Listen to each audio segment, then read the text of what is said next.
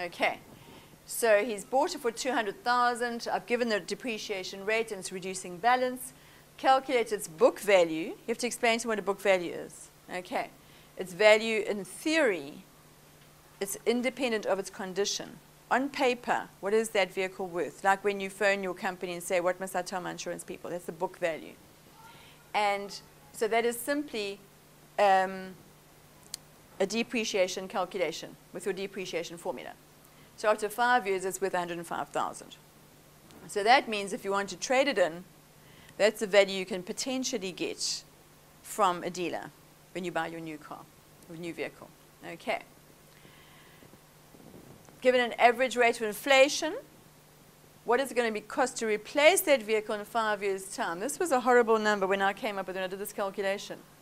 307,000 Rand in 5 years has gone up over 100,000 Rand. That's horrible. And that's very real. 9% is not an impossible inflation rate. So that's what it's going to cost you to buy a new one. Okay? And then you set up a sinking fund, and you put in 40,000 Rand 1 year after the purchase of the vehicle, etc. So you have a story there. Now, the important thing with these, if you're going to deal with these sinking funds, is when do you make your first deposit and when do you make your last deposit? That's very important because I don't actually see the point in making a deposit, then immediately take it out and buy your car. So I always work with what I think is a more practical case is where you would make your last deposit and it's in there for a year because now you're going to take it all out and buy a new one. Why put money in here if the next day you're taking it out? You see what I mean? That's what my story is.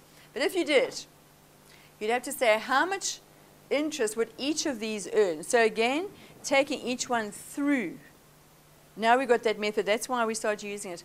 What happens to that 40,000 Rand every year? How much interest is each deposit getting? This one is going to be in here for 4 years. This one for 3 years, and so on. And so you can, before I actually write this on the board, so you can say, okay, I'm taking that through for 4 years. Okay? That through for 3 years, and so on. So take each one and work out a calculation independently of the others. And then you just add them all up. And that's how much will be in your sinking fund. So you can see if you could take this one, work it out, then it becomes a principal, add it on, take one the principal. It's tedious. What if it's 10 years? Okay. These ones are simpler. And the nice thing is you can start linking it up with patterns as well. Because it starts tying up with your there's a pattern to it, and although you haven't done geometric sequences, you can start talking about the fact, look what's happening. We're multiplying by a certain amount every month. Okay. What has happened is the first one's got 4 years, 3 years, 2 years, 1 year of interest. And what you have to look at is that if you did put in an amount of money here, you'd have another term where it's just 40,000 without interest.